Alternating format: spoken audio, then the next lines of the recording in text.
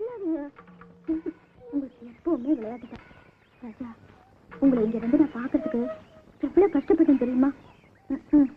உங்களுக்கு என்ன தெரியும்? லட்சுமி, எனக்கு மட்டும் அந்த ஆசை இல்லைன்னு நினைக்கிறியா? ராத்திரி படுத்தா தூக்கமே வரதில்லை தெரியுமா? எப்ப உன்னை பார்க்க போறோன்னு விடிய விடிய முழிச்சிருந்து இப்ப உன்னை பார்க்க வந்திருக்கேன் தெரியுமா? அதெல்லாம் இருக்கட்டும். எங்க வீட்டுல நம்ம கல்யாணத்துக்கு முழு சம்மதம் சொல்லிட்டாங்க. எப்ப பொண்ணு கேட்டு எங்க வீட்டுக்கு வர போறீங்க? அதான் சொன்னேன் லட்சுமி, என் தங்கச்சி கல்யாணம் முடிஞ்ச 3வது மாசத்திலேயே நம்ம கல்யாணம்னு. லட்சுமி, யாரோ வரா மாதிரி தெரியுது.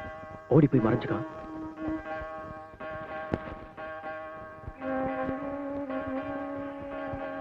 இது அவர் குரல் மாதிரி இருக்கு. கூட வேற யாரும் பொங்கலுக்கு நான் கேக்குதே.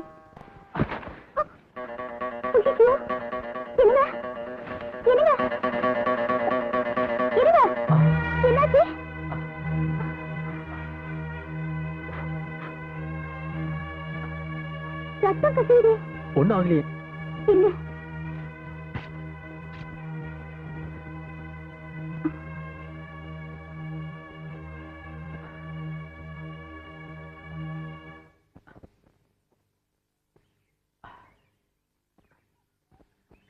ஆமா, யார் கூட பேசிட்டு இருந்தீங்க?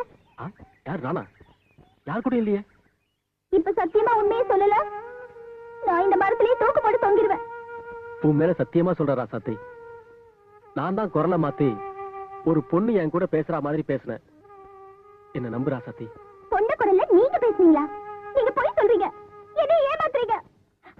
லட்சுமி, என் செல்ல ராசாத்தி, உனக்கு இவ்வளவு கோபம் வரும்னு தெரிஞ்சிருந்தா நான் இப்படி விளையாட்டுத்தனமா பேசியிருக்கவே மாட்டேன். இனிமே இந்த மாதிரி தப்பெல்லாம் நான் பண்ணவே மாட்டேன். இது சத்தியம், சத்தியம், சத்தியம். நீங்க அப்படி பேசுறீங்க. என்னது கண்ணை கசக்கிட்டு? நான் காலேஜ்ல படிக்கிறப்பவே பல குரல்ல பேசி மிமிக்ரே பண்ணுவேன். அந்த நினைப்புல தான் உன்கிட்ட விளையாட்டுத்தனமா பேசிட்டேன். அது விபரீதமாயிருச்சு. என்ன மன்னிச்சிடுறா சத்தி. விளையாட்டுக்கு கூட நீங்க ஒரு பொண்ணு கூட நட்பா இருக்கீங்கன்னு என்கிட்ட சொல்லாதீங்க. என்னால அதை தாண்டிக்கவே முடியாது. பொட்டுன்னு உசுறு போனாலும் போயிடும்.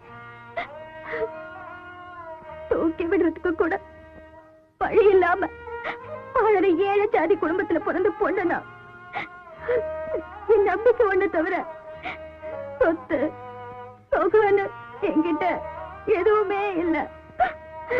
என்ன ஏமாத்திராதீங்க, என்ன ஏமாத்திராதீங்க.